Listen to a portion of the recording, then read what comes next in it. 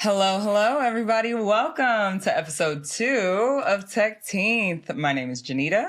My name is Charles. I'm Otis. And we are TechTeenth, where tech and Black excellence meet. How you guys feeling today? Feeling good. I'm good. I'm good. Yeah. It's been a long week.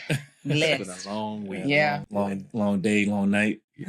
It happens, tech happy hours, Fun times. Yeah. I know, right? Real good time. I know. Well, unfortunately, today we're going to talk about something really sad. There's been a death. Who died? DEI. Oh. It's dead Oh. and gone. That a long time ago. R.I.P. just give The death of DEI. Yeah. Yeah. Sorry. R.I.P. Yeah, You got will a be lot missed. of people out there getting hit with these layoffs right now. Yeah. Because of it too. Yeah. Well, I mean, so to bring you guys back to our first episode, if you didn't watch it, go back and watch it. Come back Please. to us. But we talked about how when we were trying to start our conference back in 2021, as we continued to build in like 2022, we started to notice something that's already in effect today, or it feels like it's being echoed today, but we could see the remnants of it before, which was DEI was dying long before Trump started to make it his, platform. Yeah. So, And before we get too deep, let the people know what is DEI. yeah. Diversity, equity, and inclusion. Yes. It is not just Black people. Diversity means diversity in ethnicities. Yep. Equitable means that the people who have the same jobs actually get the same pay. Also, that opportunities are offered to everybody. And inclusive, meaning when you actually go out and try and hire people, you're having an inclusive pool of people, not just the people who applied, but actually challenging yourself to make sure women are in the mix, veterans are in the mix, Black, Latinx. Yep. Disabled. Disabled. People. Yep. Yep. So everybody is in the mix. So. So now that it's dying, well, why is it dying? Yeah. Or why did it die? I mean, was it for us in the first place? No, it wasn't just for Black people. I think a lot of people confuse DEI with just it was just to hire Right. more Blacks, right? And so It helped. It definitely helped. It definitely helped. A lot of companies pledged a lot of things that they didn't hold up their end of the deal. And so, it's dying. I mean, mainly because of their president, he ain't my president. Their president decided that it's technically illegal now to have any DEI initiatives, to fund any DEI programs. I mean, we're seeing people get hit from different colleges and universities, all the way down to our own jobs and our own companies. ERG programs are getting dismantled completely.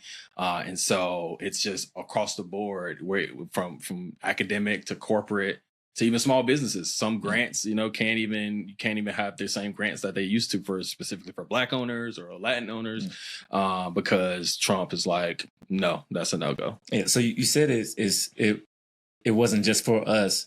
Well, who do you think it impacts the most? Us? I don't think so. Really? Well, how does it? So I think it definitely impacts us the most. The most? We're the smallest percentage. Exactly. Easiest to go. No. Yes. We're already 1% of these companies, right? But you're letting go 2 or 3%. Majority is still going to be others. It's not going to be us. But the 2 or 3% that they're letting go, 80% is us. You think so? I'm just throwing a number out there. I don't have a real number, so don't quote me on that. But the majority, let's say the majority is us. So if it's 2%, one of that 2% Or a different way to put it. How about this? The reality is, if there's 1% of us, maybe a large percentage of that group of 1% are in entry level. Are in the most expendable places like marketing. Everybody knows the first people to go are marketing. Or they're in the DEI. Or the people who are running DEI DEI teams. Like, when we really break it down, right, we all have experienced as people who have had director and above roles, we're it. Like, we look left, we look right, and we're the only one. And when we look for the others, unfortunately, we're looking down, not across or up. And so the reality is, a lot of that will be impacted by us because of the roles that we have now been allowed to have in tech. Yeah. I mean, and we see it now, like the impact of this death of DEI, right? The Target, like, blackout, right? Yeah. Target pledged in 2020, I think it was $2.5 billion to support Black businesses. And we still haven't seen the number of how much they actually spent to date, but it won't know $2.5 billion. And so we decided as a collective to stop buying and purchasing, and you're spending our Black dollars at Target, and it's actually worked. I was just saying it's working because you know what's funny? I don't know if you guys, the things that find my TikTok algorithm, y'all, crazy. But I actually found this a thread where they were like, "Hey, y'all, you want to know how much we're disrupting Target? Go look at their TikTok. If you can look briefly, you know, don't get lost in the sauce. Don't give them what they need, but." Now they have a Black person doing their socials on TikTok, making sure the Black hand is there, making sure they have some like cultural references to bring people back.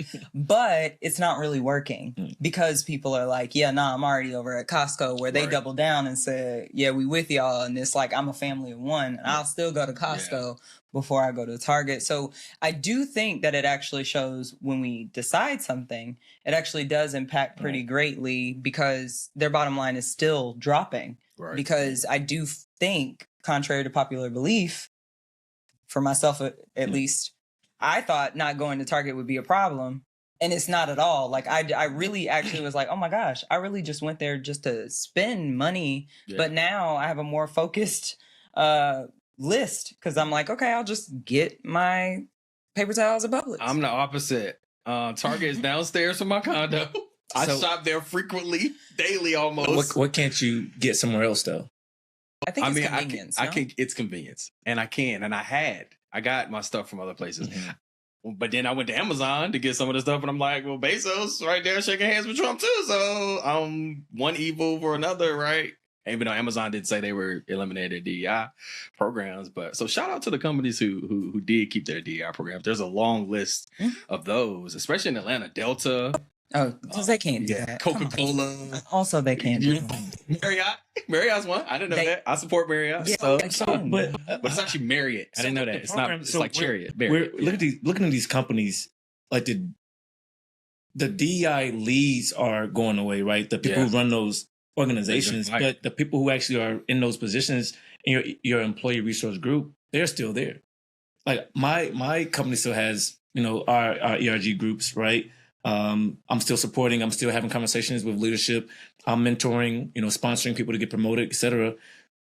It still exists, it just exists in a different manner. It's not in the forefront anymore. And what it really is, meaning, you know, again, in our last episode, we talked about going to these conferences. They're just not paying for you to go. You can still go. They're just not going to pay for you to go. Right. There's nothing stopping you. Yeah. So to that point, right, at the company I work at, our SVP of DEI was let go. And right after the whole Trump administration decision. But we still have our ERG programs, but we're like operating under the radar, right? We're not bringing light to our events. We're still having the Juneteenth event. That was a big question. Like, should we still, or can we still, and should we still have a Juneteenth event? Because they advertise that on the homepage, everything. So we actually still are having the Juneteenth event. So to your point, the ERG programs are still there, but the leadership is gone. So the person who's leading it now, he's like, I'm doing 5 or 6 people's job because they let everybody go. So it's very difficult for the people who remain in the ERG programs for each company because they got a lot on their plate now. But do we think that DEI and ERGs are needed in companies anymore? Like, are they important? I think so.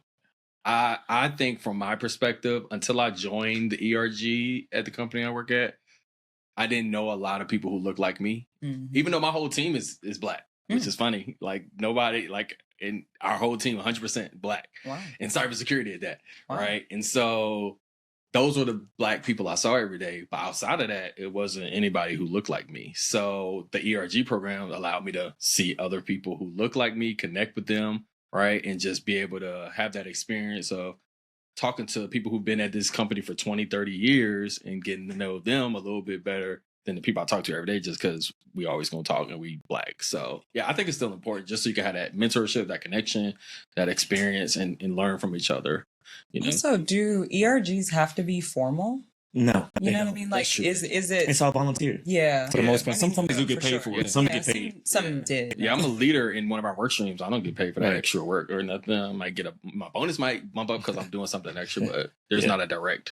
Yeah, you're helping promote culture in those positions. But again, the companies are letting you know that you are the minority, and we're gonna support you guys and feel comfortable in working here.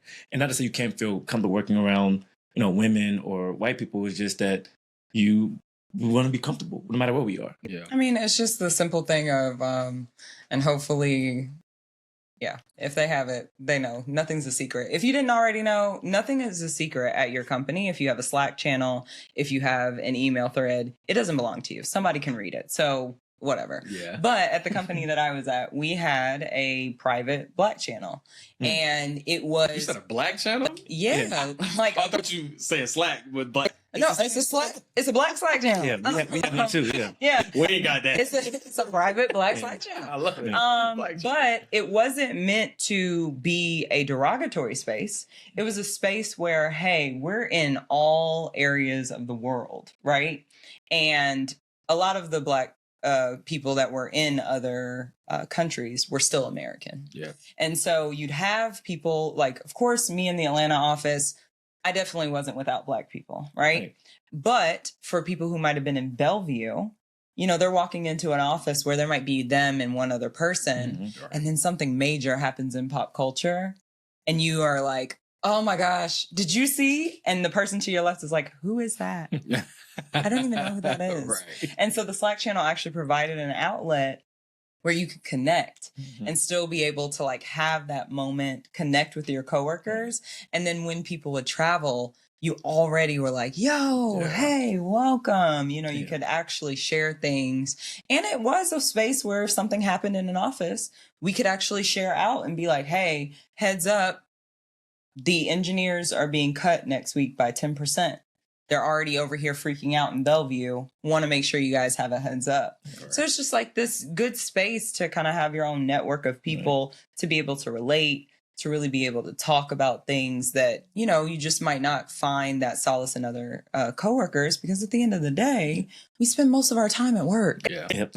And DEI isn't just gender or race, right? No. It's diversity of thought, like experience. So you bring those different things to the table when you have diverse people at the table. Like, we all aren't thinking alike. So we bring in out of the box ideas that ultimately help the company at the end of the day, right? So it's a benefit to the company, it's a benefit to us, it's a benefit to them of the diversity of thought, in addition to the diversity of the gender, the race, disability, veterans, all that stuff. And they know that, right? But they still got rid of it. Some companies got rid of it. Some they kiss the ring. And it's like, some like, I'm not kissing the ring. Yeah. So... And I think it's an interesting perspective to just want to keep people out. I've always thought it was super interesting to tack on to the idea that somehow you've lost a job you never had. Yeah. Or like, you know, there's because they have to make room for someone else, instead of really realizing no company is hiring a dumbass. Yeah. No company is purposefully hiring someone that doesn't fit the bill of what they need. At the end of the day, we are a capitalist country. Right. No one's giving free rides.